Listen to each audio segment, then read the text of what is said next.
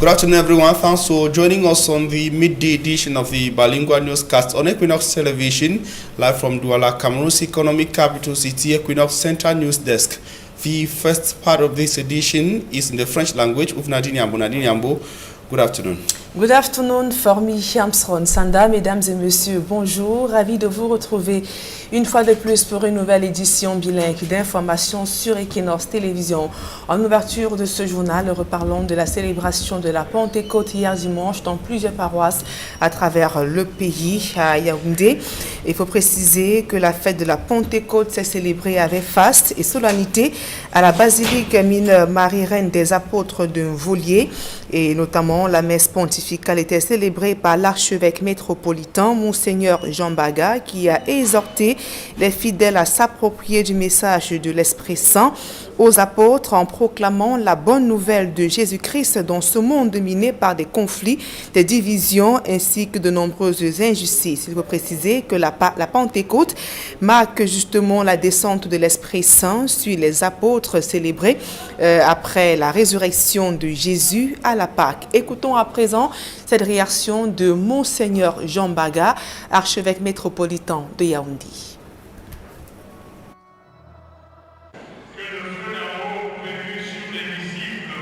Nous commémorons en ce jour la solennité de la Pentecôte, le jour où l'Esprit Saint a irradié de sa force la nouvelle communauté chrétienne née après la résurrection. Cela est devenu une bonne tradition de commémorer ce moment, étant entendu que l'Esprit Saint est d'actualité à travers les sacrements de l'Église et à travers l'Église elle-même. C'est la fête de l'Église, le jour de sa naissance. C'est aussi le moment où les chrétiens redécouvrent leur mission apostolique.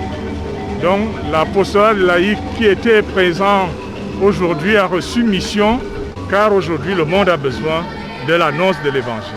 Alors je recommande aux fidèles qu'on reprenne les choses à la base, qu'on ne vive pas une foi abstraite, mais qu'on l'assume à travers des actes concrets, tels que la pratique sacramentelle, être baptisé, communié, confirmé, marié ou ordonné, et en cas de maladie, recevoir l'onction des baptêmes, l'onction des malades, et être régulier aux messes du dimanche et des fêtes d'obligation.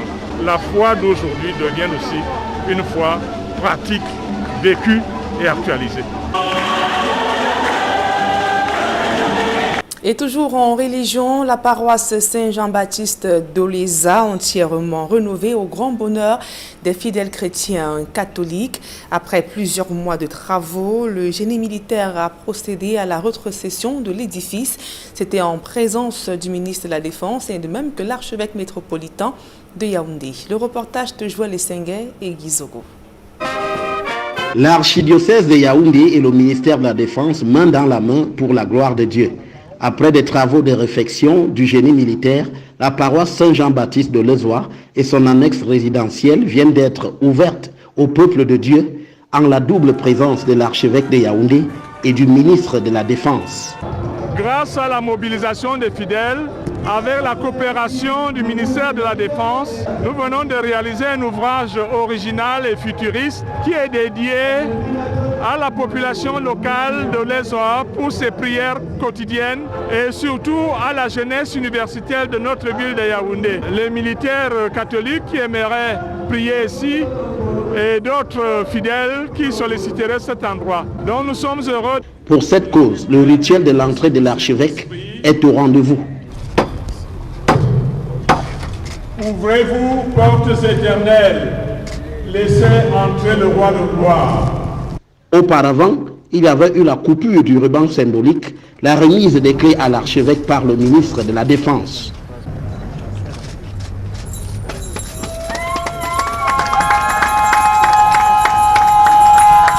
Auteur de la réalisation de ce chantier, le génie militaire en décline ses caractéristiques. Derrière l'annexe présidentielle, nous avons pu réaliser une résidence qui contient 5 chambres avec douche, une cuisine, un séjour, une salle de réunion, 2 bureaux avec toilettes, une sacristie et un secrétariat. Désormais, les fidèles de divers horizons disposent d'une église de haute facture au cœur de la capitale, à Olozoa. Et on parle santé à présent, qualifiée de tueur silencieux, l'hypertension artérielle fait d'énormes ravages au Cameroun. 5 à 6 millions de personnes sont touchées par cette maladie. La situation est davantage plus critique, d'autant plus que 90% de ces personnes ignorent leur statut. Révélation faite par des cardiologues au cours d'un symposium scientifique organisé à la faveur de ce mois de l'hypertension artérielle. Le compte rendu de Warren Zede et Flavien Valondongo. Le Cameroun fait partie des pays africains qui comptent un nombre impressionnant de malades hypertendus. Avec le coronavirus, des personnes souffrant de l'hypertension artérielle sont de plus en plus exposées. Au Cameroun, malheureusement, nous avons plus de 5 à 6 millions de sujets atteints par l'hypertension artérielle. Vous avez tous suivi que l'hypertension artérielle en soi était un facteur de risque de Covid-19. Des experts des maladies du cœur et des vaisseaux de la Fondation camerounaise du cœur, après étude, expliquent que des personnes décédées de suite du Covid-19 ont en majorité eu un lien avec l'hypertension artérielle. Les études ont montré que les patients hypertendus étaient plus susceptibles de faire de la Covid-19, d'en faire les formes graves et surtout d'en mourir. À la faveur de la journée mondiale de l'hypertension artérielle tenue au cours de ce mois de mai, le symposium scientifique organisé à cet effet et qui a réuni étudiants en médecine, médecins généralistes et hommes des médias a permis de découvrir au cours des explications qu'une bonne partie de la population ignore son statut. Et que 90% de malades qu'on découvre pour l'hypertension ne savent pas hypertendus. Et lorsqu'on dépiste, on se rend compte que 80% des personnes découvertes hypertendues ne prennent pas de traitement. L'hypertension artérielle, présentée comme un véritable tueur silencieux par des médecins, a amené des cardiologues de la Fondation camerounaise du cœur à attirer l'attention de la population, à consulter des spécialistes de la santé en cas de malaise. Si on a des céphalées, si on a des vertiges, si on a un flux visuel, il est préférable de se diriger très rapidement vers un centre de santé, de prendre sa tension artérielle et de laisser le corps médical faire le reste. La rencontre du genre organisée à Douala a permis également à l'assistance de puiser à bonne source et d'en faire bon usage, surtout en cette période où le Covid-19 connaît des formes de mutation. Autre fait d'actualité au cœur de ce journal, c'est un phénomène qui inquiète la société civile. Il s'agit de la montée du discours de la haine et du tribalisme sur les réseaux sociaux. Pour contrer ce phénomène, elle vient d'organiser des campagnes de sensibilisation des jeunes dans la région de l'Ouest Cameroun. Le reportage de Leclerc Sakim. Le constat est flagrant. La montée des discours de haine, des actes de violence sous diverses formes sont une réalité implacable ces dernières années au Cameroun. Du discours quotidien, ces querelles sont de plus en plus transportées dans les plateformes virtuelles et très souvent portées par la tranche jeune. Nous savons que tout ce que nous avons comme crise aujourd'hui au Cameroun est également du fait des frustrations, de nombreuses discriminations, de la mauvaise gouvernance et autres. Et les jeunes sont frustrés et c'est la raison pour laquelle la plupart se livrent à des activités qui sont peu orthodoxes. Des discours qui alimentent les tensions dans un contexte socio-sécuritaire déjà délétère, fragilisant notre unité nationale. Nous célébrons la fête de l'unité, notre fête de l'unité. Et lors de cette célébration, nous savons que le contexte est celui que nous connaissons, beaucoup de violence. Donc cette paix a rude d'épreuves, cette unité a rude d'épreuves. Il faut donc former les jeunes d'abord pour les amener à comprendre qu'ils ont un rôle à jouer en matière de paix et surtout leur donner des outils pour pouvoir agir en période de crise. Face à ces phénomènes, les acteurs de la société civile tirent la sonnette d'alarme et mobilisent les jeunes, question de les outiller sur les droits fondamentaux tout en les sensibilisant sur le rôle qui est le leur dans le processus de construction d'une paix durable. Nous pensons qu'à travers cet atelier, ils pourront avoir une meilleure connaissance de leurs droits afin de mieux les défendre, afin de mieux accompagner même les autres acteurs sur le terrain, les différentes communautés, et afin de mieux être des artisans du développement du Cameroun et des artisans de paix. Nous ne voulons plus que les jeunes se retrouvent dans le rang des personnes qui sont des vecteurs de conflits. L'atelier tenu dans la ville de Tchon a mobilisé une vingtaine de jeunes appelés à être des ambassadeurs de la non-violence dans leur milieu de vie respectif. Le Cameroun traverse de nombreuses crises en ce moment. Il est essentiel pour nous que les jeunes s'impliquent réellement pour la promotion, afin de promouvoir la paix dans notre pays. Les jeunes ont un rôle très important dans ce sens-là. Le choix de la ville de Tchon n'est pas fortuit. En plus de la communauté universitaire qu'elle abrite, cette ville accueille un nombre élevé de déplacés internes du fait des crises qui sévissent au Cameroun, d'où la volonté d'épargner les comportements. Et le manque de moyens financiers empêche de nombreux couples de pouvoir officialiser leur union. Du coup, bon nombre d'entre eux vivent dans le concubinage, communément appelé au Cameroun le vie en reste, un phénomène pour lequel le maire de Mouanko va en guerre en organisant régulièrement des mariages collectifs. C'est le cas de moins 17 couples qui viennent d'officialiser leur union. Le reportage d'Isabelle Carole Zopet.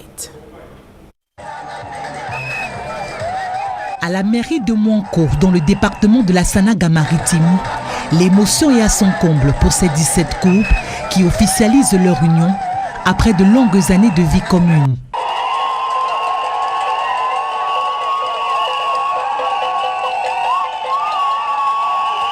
L'heureuse initiative est du maire de Mouanko, résolu à mettre un terme à l'union libre qui prospère dans sa circonscription. Le manque de moyens financiers serait l'une des principales causes du concubinage de la vie de la plupart de ces couples à l'honneur. Nous sommes en couple depuis 27 ans, mais pendant les 27 ans, ça n'a pas été facile. Les moyens financiers, les maladies, bon, les enfants à élever, et ainsi de suite. Les premières difficultés, c'est les difficultés financières. Cette cérémonie de mariage collectif a été l'occasion de rappeler l'importance du mariage civil dans la société. Il ne s'agit pas d'un simple papier, mais ce papier-là vous apporte du bonheur. Ce papier vous met dans la légalité. Ce papier vous permet de jouir de ce bonheur-là que vous attendez. Cette initiative était très intelligente parce que ça nous permet de rassembler et d'amener ceux qui se pensaient incapables à réaliser. Les pouvoirs publics ne cessent d'encourager les couples qui vivent dans l'illégalité à rompre avec ces habitudes et officialiser leur union. Un acte qui contribue à l'harmonie et la stabilité de la famille. À présent, la deuxième partie de ce journal en langue anglaise avec vous, Formi Armstrong Sanda. Thanks, Nadine Yambo. Ladies and gentlemen, thanks for joining us in the second segment of information. We begin on human interest story to talk about the aircraft of the Cameroon Airlines company, that the aircraft Embraer ERJ-145 of the Cameroon Airlines Corporation, Cameco, is now fit for next flight after it was removed or brought out of the incident site in Yaoundé over the weekend. The aircraft experienced a runway excursion while landing at the Nsimalen International Airport in Cameroon's political capital city, Yaoundé, Friday evening, May the 21st, 2021. It was removed in the presence of Cameroon's Minister of Transport, Jean-Ernest Massinangale Bibe, the governor of the Central Region of Cameroon, Nasseri Paul Biya, and a host of Cameco's top management. According to a release from the airlines company, all 206 passengers of the flight were disembarked normally. The company also saluted the professionalism and bravery of the crew for being able to manage the aircraft despite the poor weather conditions. They blamed the incident on poor weather conditions in Yaoundé on that Friday. The aircraft left the city of Douala for Yaoundé, the political capital city where the incident got recorded.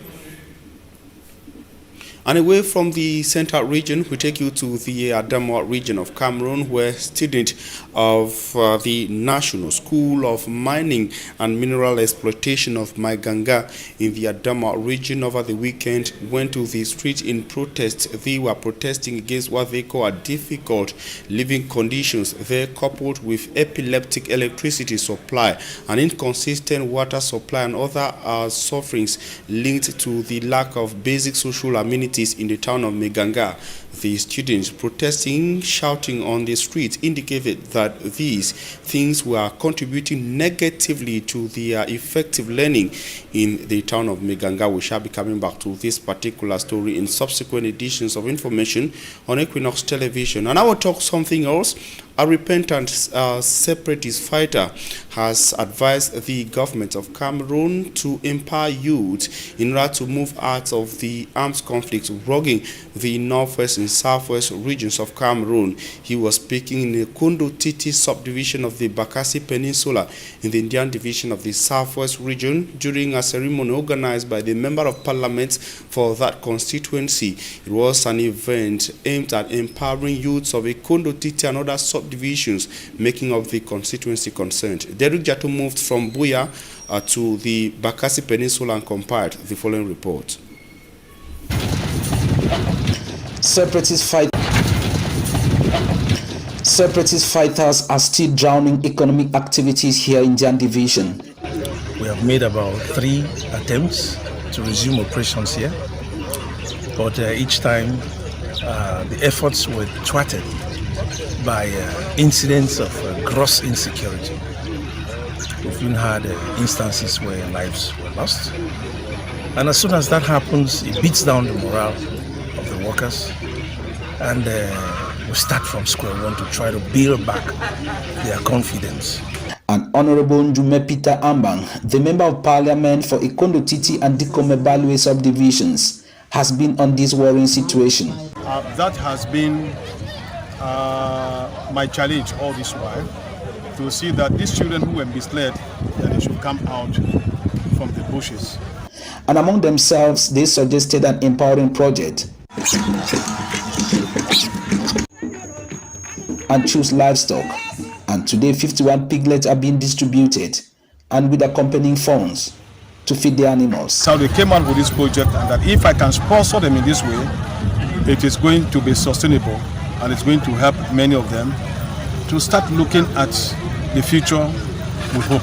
And I strongly believe that if we do assist them to develop themselves, I think they will have no reason to be rebellious. They will have no reason to enter into the bushes.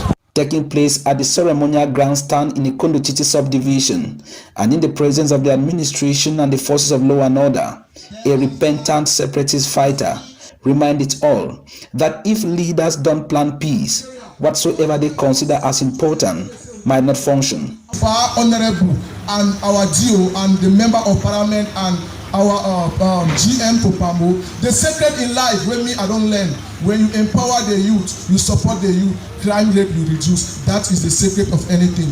But when the youth will not be empowered, my brothers and sisters, the authority, you will never have peace. That is why I ever make a statement. When the little things are not being taken care of, which we consider important and so good to you, will never be functional. He called me my son. He was brought out of the bush by this MP. I was very happy, first of all, with his confession. And I was also very happy when he didn't mention my name, that I'm the one who brought him out from Nigeria. The first phase of this pass on the gift will run for 5 years. Calling them his priority, Honorable Njume Peter Ambang says his doors are open at any time for his children, especially those in the bushes, for the time to build is now. The MP's day started here at St. Peter and Paul Parish, Ikondo Titi subdivision, to thank God for life, support this project, and pray for peace. Meantime, Cameroonians in the Fano region are still suffering the negative effects of the activities of Boko Haram terrorist members. The strikers or the terrorists struck again and killed at least 5 persons in different villages of Kolofata subdivision. Local reports also have it that at least 3 villages were completely burnt down by Boko Haram terrorist militants. Women and mothers of the village also went to the street in anger after the incident indicated that they were being abandoned by security officials. Details in the following report compiled by Immaculate Fogwe. An atmosphere of fear reigns in Goshi village, a locality found in Turu in the Far North region. Women, men and children are homeless after their houses were burnt down by members of the Boko Haram terrorist sect. The terrorist sect have once more sown seeds of terror and anguish as they were able to neutralize 3 civilians and 2 vigilante members. The members of the vigilante group who were guarding the village at the time of the attack faced difficulties as the attackers were heavily armed and outnumbered them. Inhabitants decried the absence of the military in the area. Toutes ces localités sont vides à cause des exactions de Boko Haram. The area is empty because of the activities of the Boko Haram terrorist sect. We are tired. The government should not abandon the population of Turu. The population is suffering.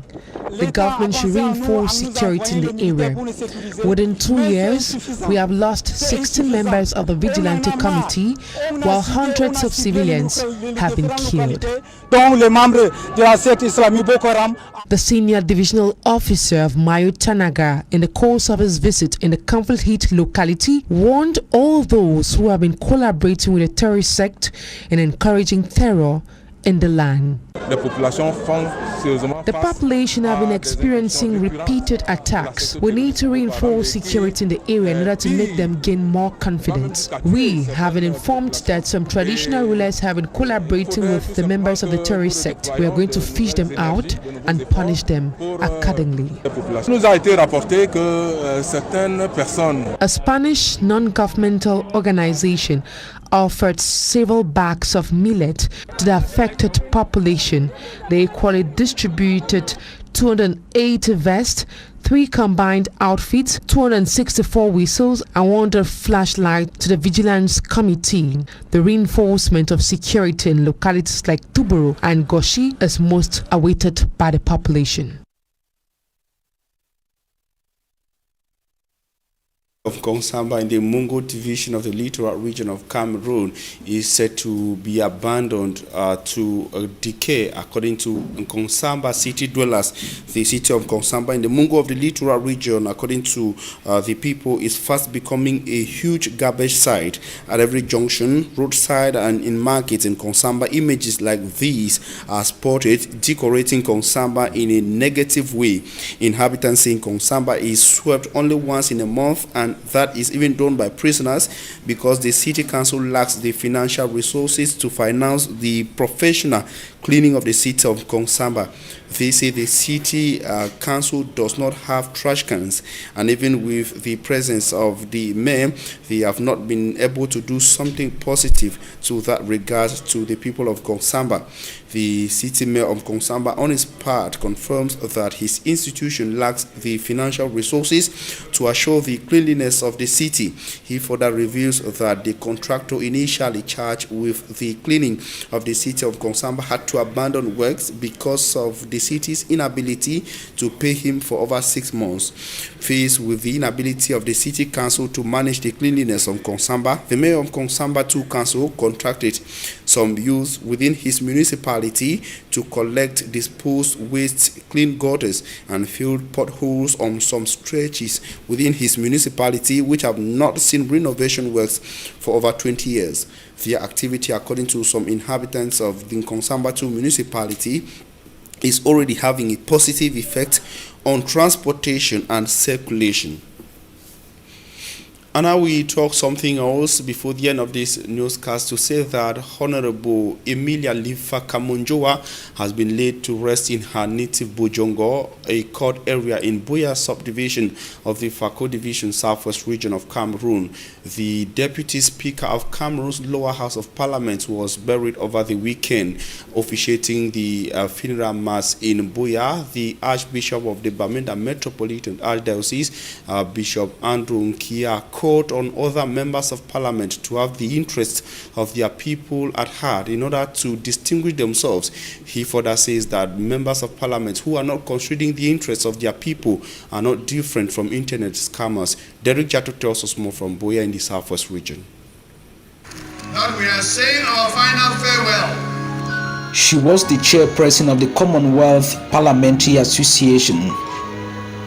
She was the Deputy Speaker of the Cameroon National Assembly She was a Knight of the Cameroon National Order of Merit and the Knight of the National Order of Valor, but to her people, the Fako people, she was their bulldozer and a goal-getter, always fighting to bring back a slice of the nation's cake to her division, the Fako division. Today, the nation has gathered on Buea to witness her final journey to the world beyond. The Right Honorable Emilia Mojoa Lifaka died last April 20, 2021 at age 62.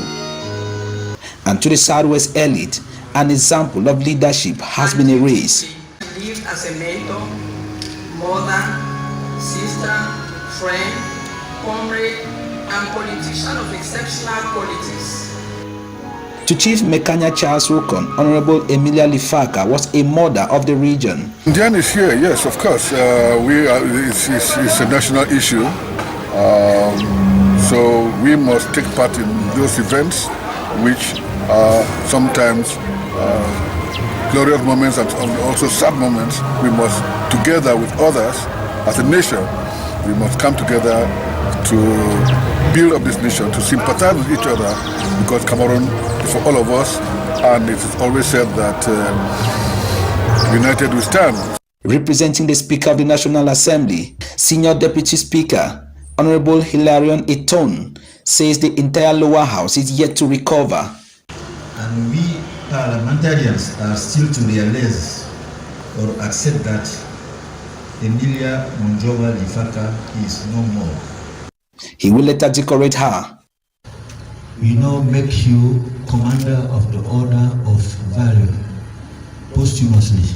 Celebrating the funeral mass, His Grace Archbishop Andrew Nkeya of the Bamenda Metropolitan Archdiocese cautioned parliamentarians to be there for their people.